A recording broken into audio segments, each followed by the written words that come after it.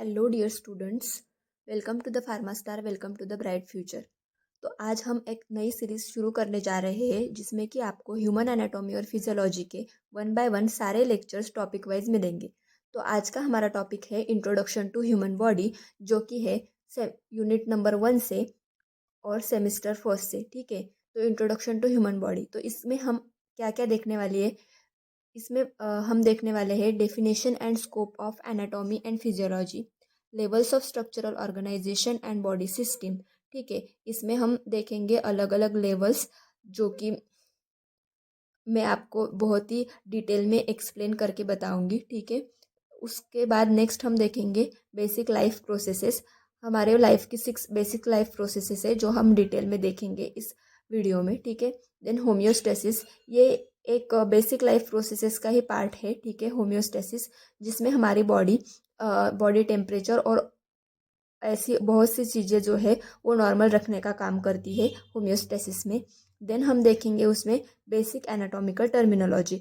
इसमें अलग अलग टर्मिनोलॉजीज आएंगी जो कि आपको अगेन जो आप आगे जो पढ़ेंगे ह्यूमन एनाटॉमी और फिजियोलॉजी, उसमें आपको वो काम आएंगी पढ़ते समय, आपको कोई दिक्कत ना हो, इसलिए आपको ये फर्स्ट फर्स्ट यूनिट में ही आपको ये टर्मिनोलॉजीज का टॉपिक दिया गया है। ठीक है, तो अभी वन बाय वन देखते हैं। तो सबसे पहला टॉपिक है definition and scope of anatomy and physiology. ठीक है, तो human body is rather like a highly technical and sophisticated machine.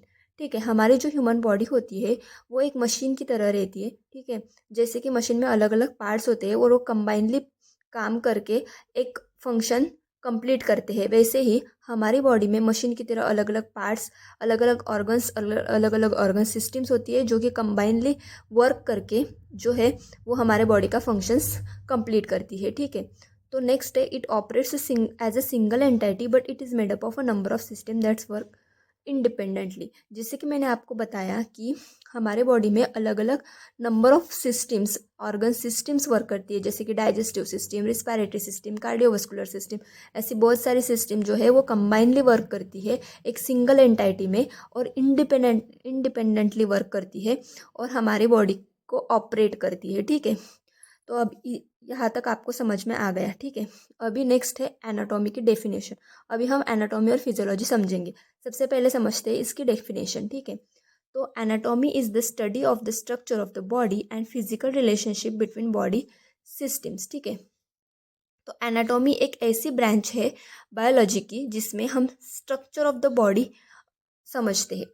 देखिए, अभी एनाटॉमी मीन्स क्या है, स्ट्रक्चर ऑफ द बॉडी, इतना आपको याद रखना है। ठीक है, स्ट्रक्चर ऑफ द बॉडी, और इसमें physical relationship between body system, जो अलग अलग बॉडी के सिस्टम्स है उसमें दो, कौन से भी दो और उससे ज़्यादा सिस्टम में क्या रिलेशन है वो हम एनाटॉमी में पढ़ते हैं। ठीक है, एक बार आप डेफिनेशन देख लीजिए, फिर मैं आपको कंबाइनली एनाटॉमी फिजियोलॉजी के एग्जांपल के साथ समझाती हूँ। ठीक है, तो then physiology is the study of how body system work and the ways in which their integrated activities maintain life and health of the individual. ठीक है, फिजियोलॉजी ये क्या है, study of how body system work, हमारी body system work कैसे करती है ये सब हम फिजियोलॉजी में देखेंगे। वर्क मीन्स क्या, फंक्शन, फंक्शन कैसे करती है बॉडी, वो सब फिजियोलॉजी में, फिजियोलॉजी के स्टडी में आता है। लॉजी मीन्स स्टडी, आपको पता है, और फिजियो मीन्स फंक्शन। ठीक है, फंक्शंस ऑफ द बॉडी कैसे वर्क करते हैं, ये सब चीज़ें हम फिजियोलॉजी में देखते हैं। और फंक्शन किसके लिए, to maintain the activities of the life and health of the individual. ठीक है, सो अभी हम समझते हैं एक एग्जाम्पल को लेकर। ठीक है, जैसे कि हमारे डाइजेस्टिव सिस्टम है। ठीक है, डाइजेस्टिव सिस्टम का एनाटॉमी हम कैसे बता सकते हैं। देखिए, अभी डाइजेस्टिव सिस्टम में आता है mouth, oesophagus, stomach, small intestine, large intestine. ठीक है, तो अभी ये सब पार्ट्स जो है वो स्टडी करेंगे हम एनाटॉमी में। मतलब जैसे कि इसोफेगस की लेंथ कितनी है, स्मॉल इंटेस्टाइन का, लार्ज इंटेस्टाइन का डायमीटर कितना है, वो कहाँ पे सिचुएटेड है हमारी बॉडी में, कैसे सिचुएटेड है, हॉरिजॉन्टल प्लेन में है, वर्टिकल प्लेन में है, कैसा है, ये सब जो है स्ट्रक्चर, हम स्ट्रक्चर जो है वो एनाटॉमी में स्टडी करते हैं। ठीक है, जो कि हम हमारे नोटबुक पे ड्रॉ करते हैं। ठीक है, वो हम स्टडी करते हैं एनाटॉमी में। अभी समझ में आया। ठीक है, अभी अभी डाइजेस्टिव सिस्टम का ही फिजियोलॉजी देखेंगे। तो डाइजेस्टिव सिस्टम के फिजियोलॉजी में क्या आएगा, जैसे कि स्टमक, इसोफेगस है, इसोफेगस का पेरिस्टाल्टिक मूवमेंट रहता है फूड को एंगल्फ करने के लिए, फूड को आगे आगे भेजने के लिए, ठीक है। तो वो पेरिस्टाल्टिक मूवमेंट, ये है वर्किंग और ये है फंक्शन इसोफेगस का। तो ये आएगा फिजियोलॉजी में।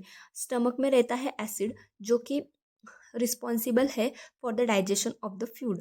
ओके, सो फूड के डाइजेशन के लिए रिस्पॉन्सिबल है, तो वो आएगा फिजियोलॉजी में। ये सब चीज़ें आएंगी फिजियोलॉजी में, ठीक है। डाइजेशन ऑफ द फूड, उनका एब्जॉर्प्शन कैसे होता है, क्या होता है, वो सब आएगा फिजियोलॉजी में, ठीक है।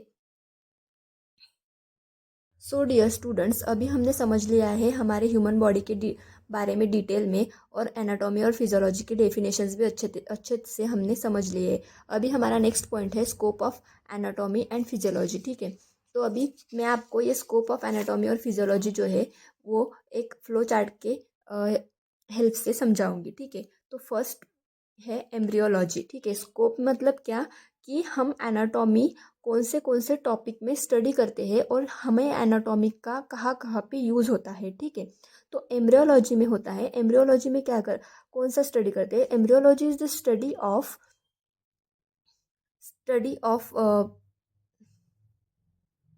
Human being from the fertilization to the birth. मतलब कि ह्यूमन बींग में जो फर्टिलाइजेशन होता है तब से लेकर उसका बर्थ होने तक उसके स्ट्रक्चर में जो चेंजेस आते हैं वो हम एम्ब्रियोलॉजी में स्टडी करते हैं, ठीक है। नेक्स्ट है डेवलपमेंटल बायोलॉजी।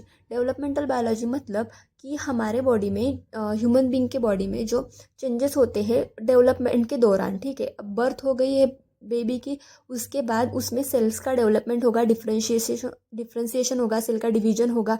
तो ये जो डेवलपमेंट होती है, इस डेवलपमेंट के दौरान जो बॉडी में चेंजेस होते हैं, स्ट्रक्चर में चेंजेस होते हैं, वो हम देखते हैं डेवलपमेंटल बायोलॉजी में, ठीक है।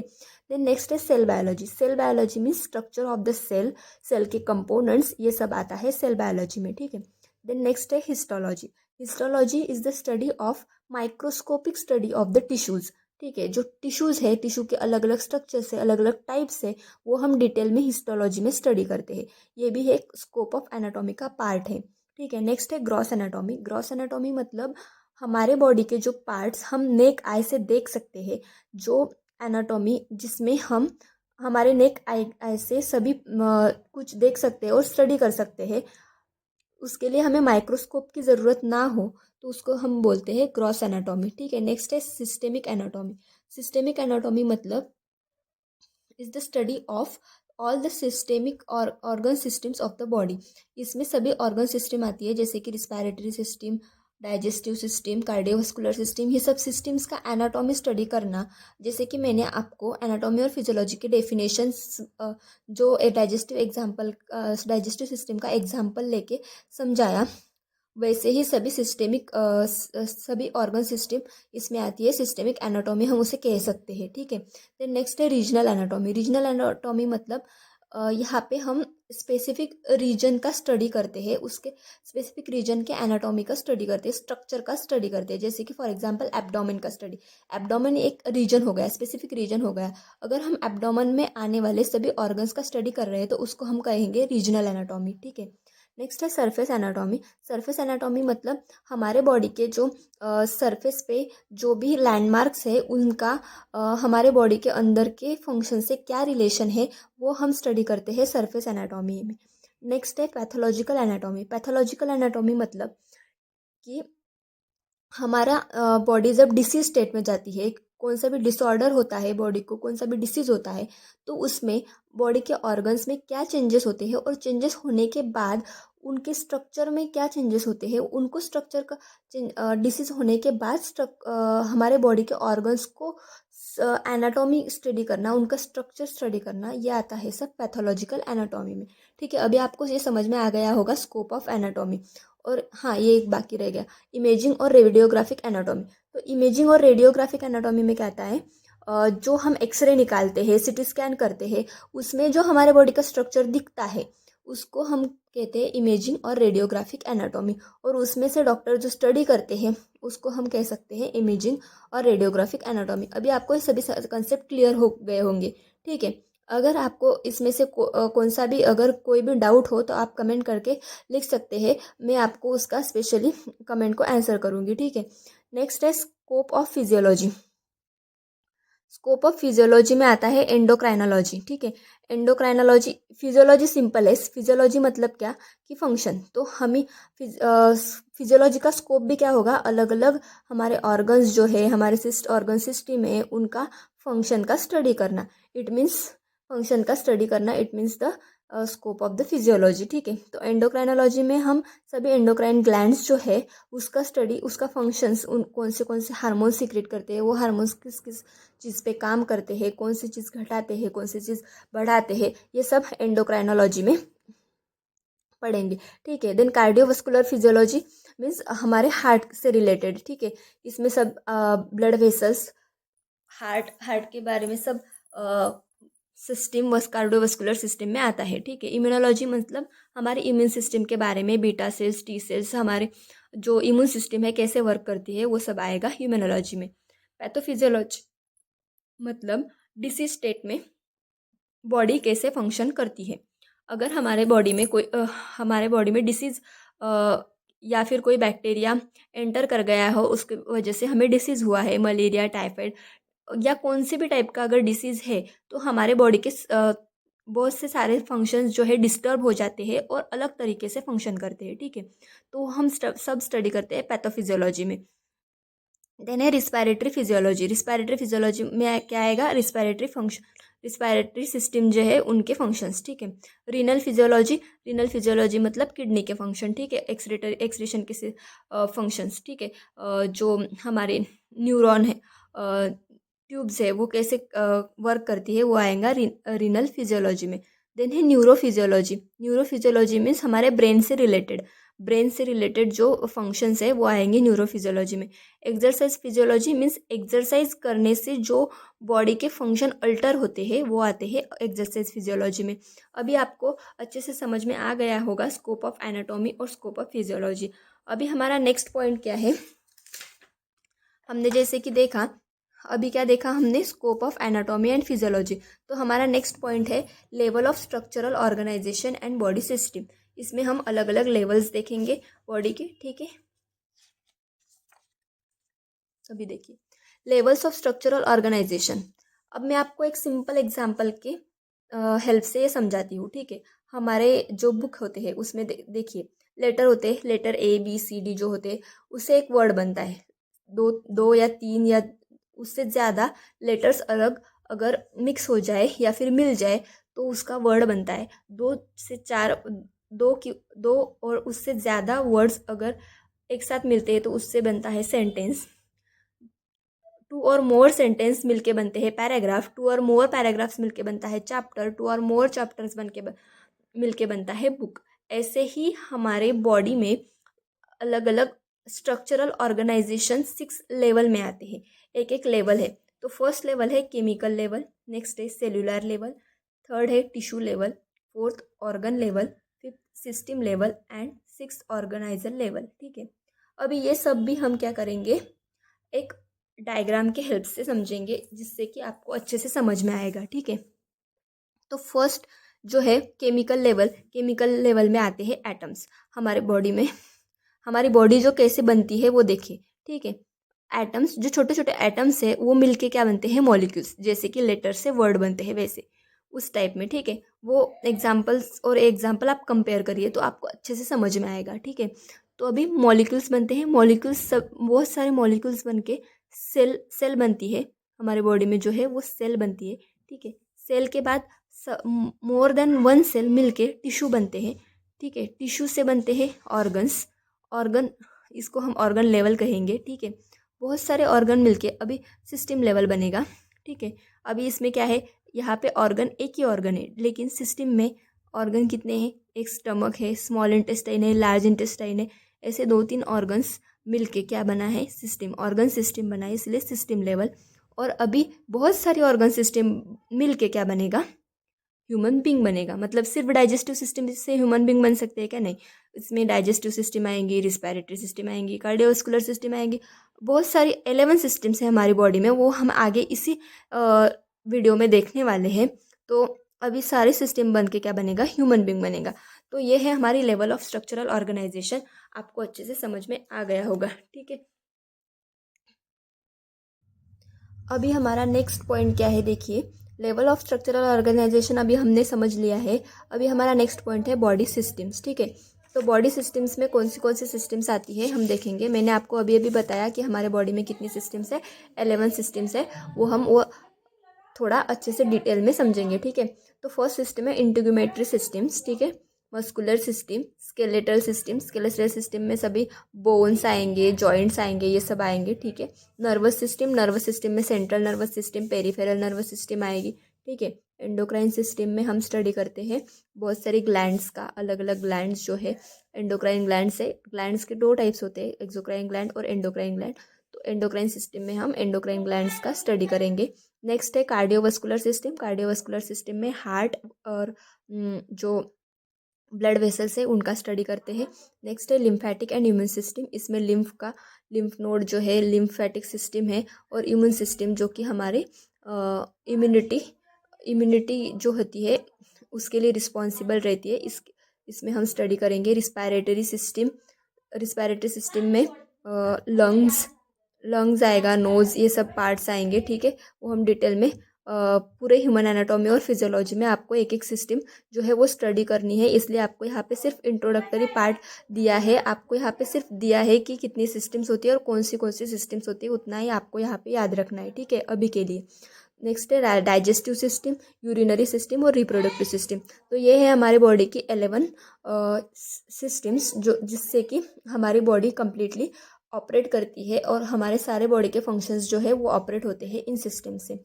सो हमारा नेक्स्ट पॉइंट क्या है, हमारा नेक्स्ट पॉइंट है, देखो यहाँ पे बेसिक लाइफ प्रोसेसेस। ठीक है, तो बेसिक लाइफ प्रोसेसेस हम वन बाय वन डिटेल में समझेंगे। ठीक है, तो हमारे कितने प्रोसेसेस है, there are mainly 6 life processes of human body. तो वो हम वन बाय वन डिस्कस करेंगे। तो फर्स्ट है मेटाबॉलिज्म। मेटाबॉलिज्म क्या है, all chemical reactions in the body that provide energy and maintain life. हमारे बॉडी में जो भी केमिकल रिएक्शंस कैरिड आउट होते हैं, ठीक है, और उससे हमें एनर्जी प्रोवाइड होती है हमारी लाइफ को मेंटेन रखने के लिए, उसको हम बोलते हैं मेटाबॉलिज्म। अभी मेटाबॉलिज्म में 2 पार्ट आते हैं, एक तो कैटाबॉलिज्म, दूसरा एनाबॉलिज्म। ठीक है, तो फर्स्ट देखेंगे कैटाबॉलिज्म क्या होता है। Catabolism means break down of complex chemical substance into simpler components.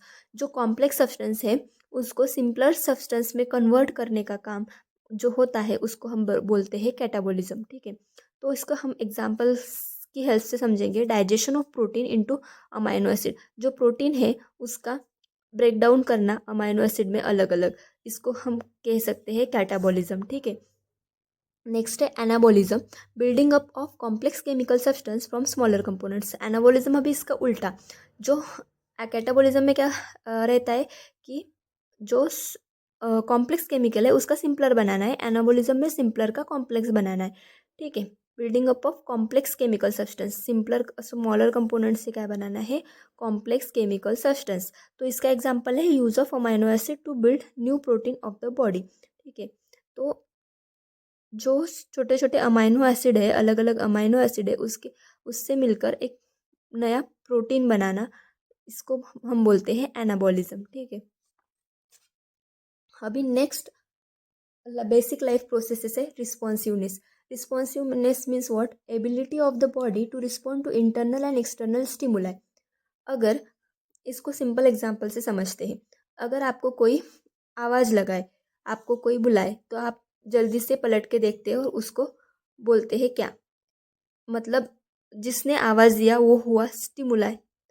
ठीक है, और आपने जो बोला वो हुआ रिस्पॉन्स। तो वैसे ही हमारे बॉडी का है, हमारे बॉडी हर एक पॉइंट पे जो है वो एक्सटर्नल स्टिमुलाई को क्या करती है, रिस्पॉन्ड करती है, और इसी रिस्पॉन्ड करने की प्रोसेस को हम क्या कहते हैं, रिस्पॉन्सिवनेस है कहते हैं। और यही क्या है, एक हमारी बेसिक लाइफ प्रोसेस है। ठीक है, नेक्स्ट है ग्रोथ। ग्रोथ में क्या है, increase in body size, body का साइज इंक्रीज होना, increase size of existing cell, जो सेल ऑलरेडी एग्जिस्ट है उनका साइज इंक्रीज होना, या फिर नंबर ऑफ सेल इंक्रीज होना। नंबर ऑफ सेल इंक्रीज कैसे होंगे, जब सेल डिवीजन होगा। सेल डिवीजन होता है हमारे बॉडी में हमेशा, हर टाइम हर सेकेंड हमारे बॉडी में सेल्स का डिवीजन जो है वो कंटिन्यूअसली शुरू रहता है। सेल का डेथ शुरू रहता है, बर्थ शुरू रहता है और सेल का डिवीजन शुरू रहता है, तो उसको ही हम क्या बोलते हैं, ग्रोथ बोलते हैं। नेक्स्ट हमारे बेसिक लाइफ प्रोसेस है मूवमेंट। मूवमेंट जो कि हर लिविंग थिंग्स का एक बेसिक लाइफ प्रोसेस है, ठीक है। तो include motion of the whole body, individual organ, single cell and even tiny structure inside the cell. पूरे बॉडी का जो मूवमेंट है, मोशन है, या फिर इंडिविजुअल ऑर्गन का मोशन है, सिंगल सेल का हो, या फिर एक छोटे से छोटे स्ट्रक्चर का अगर मूवमेंट है तो वो आता है मूवमेंट में, ठीक है। ये भी हमारे बॉडी का एक बेसिक लाइफ प्रोसेस है, ठीक है। नेक्स्ट है reproduction. Reproduction is the process by which humans produce new individuals of the same species. For मतलब कि हम जो स्पेसीज है उस वही स्पेसीज का एक नया इंडिविजुअल रिप्रोड्यूस करना, नया इंडिविजुअल बनाना, उसको है बोलते हैं रिप्रोडक्शन। रिप्रोडक्शन में क्या होता है, फॉर्मेशन ऑफ न्यू सेल, नए सेल बनते हैं, मियोसिस होता है, ठीक है, और the production of new individual, और उसी सेल से नया इंडिविजुअल बनता है, ठीक है। तो नेक्स्ट 6 नंबर की हमारी बेसिक लाइफ प्रोसेस है डिफ्रेंसिएशन। इसको अच्छे से समझिए। अनस्पेशलाइज सेल से स्पेशलाइज सेल बनाना, ठीक है। It is the process of cell undergoes to develop from an unspecialise cells to specialise cells, ठीक है। एक अनस्पेशलाइज सेल से स्पेशलाइज सेल्स बनाना मतलब डिफ्रेंसिएशन, ठीक है। तो इसको हम समझेंगे एग्जाम्पल की हेल्प से। ओवम है, ओवम का एम्ब्रियो बनता है, एम्ब्रियो का फीटस बनेगा, फीटस का इन्फेंट बनेगा, इन्फेंट का चाइल्ड बनेगा, चाइल्ड का अडल्ट बनेगा। इसको हम डेवलपमेंटल फेज भी कह सकते हैं। डेवलपमेंटल बायोलॉजी मैंने आपको समझाया, उसमें एम्ब्रियोलॉजी था। सेम वही प्रोसेस है, वही हमारी बेसिक लाइफ प्रोसेस है, ठीक है। तो डिफ्रेंसिएशन कहते हैं इसको। जो अनस्पेशलाइज सेल है, अभी ये अनस्पेशलाइज सेल है ओवम, तो इसका कन्वर्जन किस में हुआ, एक अडल्ट में, मतलब स्पेशलाइज सेल में हुआ, ठीक है। अभी आपको समझ में आया होगा, ठीक है। अभी यही सब बेसिक लाइफ प्रोसेसेस है, ठीक है। हमारा नेक्स्ट पॉइंट क्या है, हमारा नेक्स्ट पॉइंट है होम्योस्टेसिस, ठीक है। तो होम्योस्टेसिस देखेंगे अभी। तो homeos means sameness and stasis means standing still. इसको हम 2 वर्ड्स में तोड़ सकते हैं, होम्यो एंड स्टेसिस।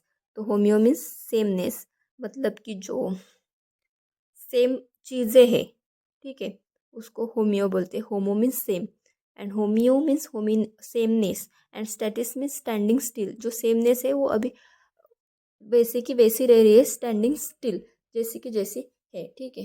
तो इसकी डेफिनेशन क्या है, it is the condition of the equilibrium in the bodies internal environment.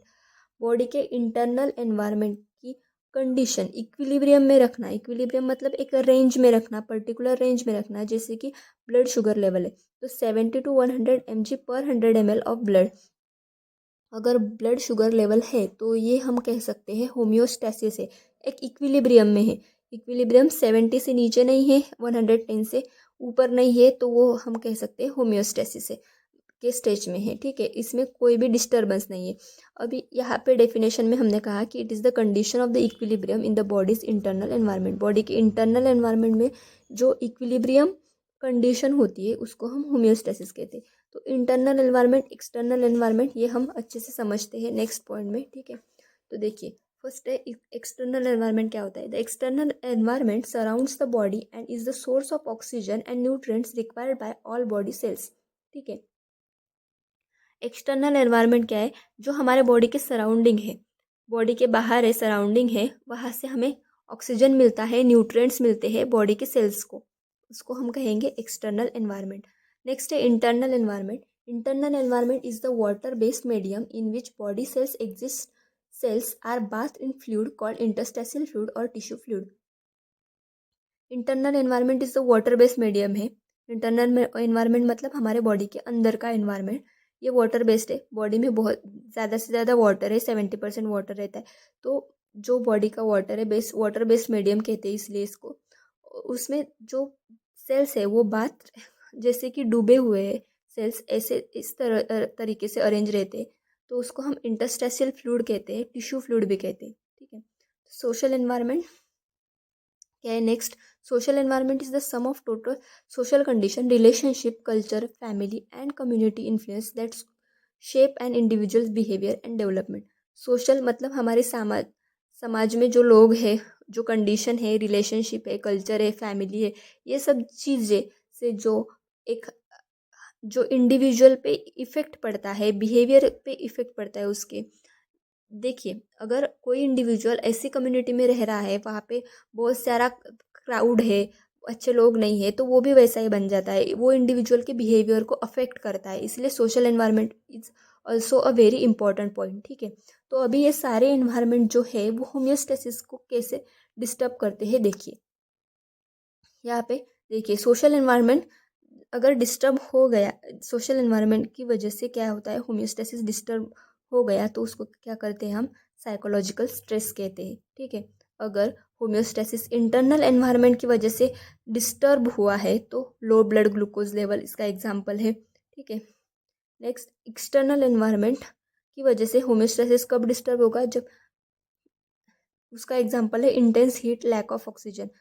हमने एक्सटर्नल एनवायरनमेंट में देखा था कि ये किसके लिए रिस्पॉन्सिबल है, सोर्स ऑफ ऑक्सीजन के लिए। तो अगर ऑक्सीजन का सोर्स कम होगा तो एक्सटर्नल एनवायरनमेंट की वजह से क्या हो रहा है, होम्योस्टेसिस जो है वो डिस्टर्ब हो रहा है इधर, ठीक है। होम्योस्टेसिस क्या होता है, उसको कौन सी चीज़ें अफेक्ट करती है, जैसे कि सोशल एनवायरनमेंट का क्या अफेक्ट होता है, उसकी वजह से कौन सा क्या हो सकता है, इंटरनल एनवायरनमेंट कैसे अफेक्ट करता है, एक्सटर्नल एनवायरनमेंट कैसे डिस्टर्ब करता है होम्योस्टेसिस को, ये सब हमने समझ लिया है, ठीक है।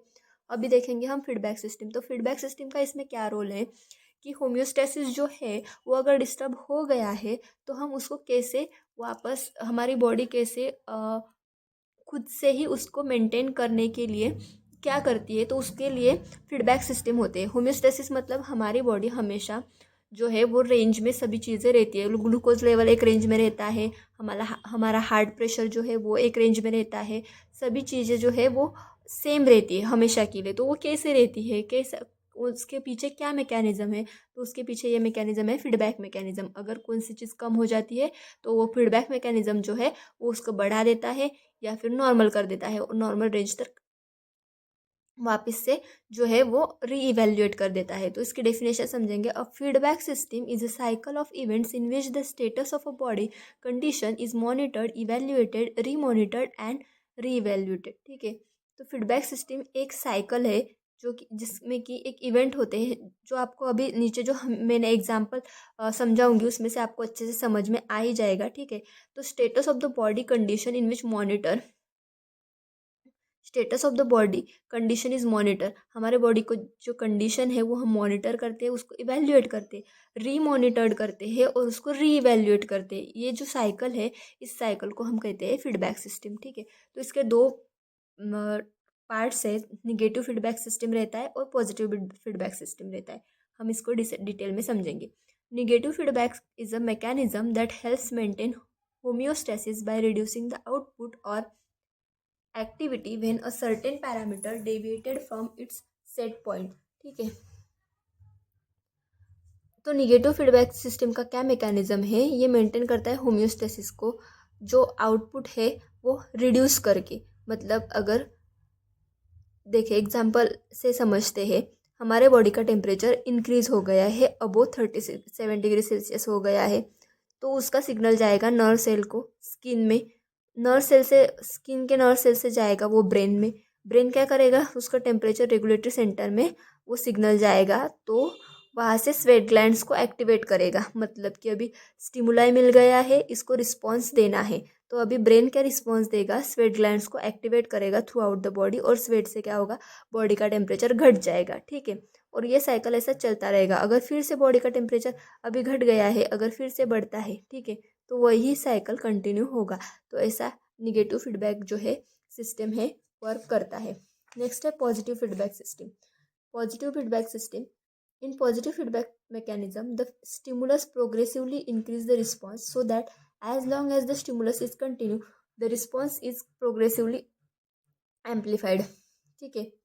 तो पॉजिटिव मैकेनिज्म में जो इंक्रीज हो रहा है रिस्पॉन्स, वो कंटिन्यूअसली इंक्रीज होता जाता है, प्रोग्रेसिवली एम्पलीफाइड मतलब कि मल्टीप्लाइड होते रहता है, वो बढ़ता जाता है। तो हम इसे भी एक एग्जाम्पल के हेल्प से समझेंगे। जो ऑक्सीटोसिन है, ऑक्सीटोसिन रिलीज होने के बाद क्या होता है, कॉन्ट्रैक्शन होता है यूटेरस का, यूटेरस का कॉन्ट्रैक्शन होता है, तो due to the contraction of the uterus force baby's head into the cervix of the uterus.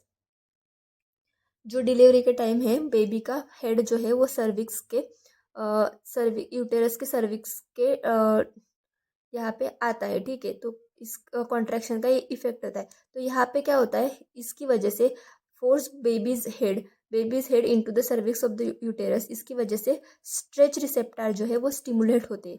और स्ट्रेच जैसे ही स्ट्रेच रिसेप्टर स्टिमुलेट होते हैं, इसका फिर से पॉजिटिव रिस्पॉन्स जाता है ऑक्सीटोसिन को। और इसकी वजह से ये रिसेप्टर एक्टिवेट होने की वजह से ऑक्सीटोसिन और बढ़ता है, मोर ऑक्सीटोसिन रिलीज। और अगर और ऑक्सीटोसिन बढ़ेगा तो कॉन्ट्रैक्शन ऑफ यूटेरस और ज़्यादा होगा, और फिर ऐसे साइकिल चलती रहेगी। इसमें कहाँ भी कम नहीं हो रहा है, ये बढ़ता जा रहा है, बढ़ता जा रहा है, बढ़ता जा रहा है, ठीक है। तो ये कब तक बढ़ता जाएगा, जब तक प्रोसेस कंप्लीट नहीं हो जाती तब तक ये बढ़ता रहेगा, ठीक है। तो इसको हम कहते हैं पॉजिटिव फीडबैक सिस्टम। नेक्स्ट हमारा पॉइंट है, देखिए अभी हमने ये सब पॉइंट्स डिस्कस कर लिए। हमारा लास्ट पॉइंट है बेसिक एनाटॉमिकल टर्मिनोलॉजी, जो कि बहुत ही इंपॉर्टेंट है आपके semester exam point of view और आपके अंडरस्टैंडिंग पॉइंट ऑफ व्यू ज़्यादा इंपॉर्टेंट है बेसिक एनाटॉमिकल टर्मिनोलॉजी, ठीक है।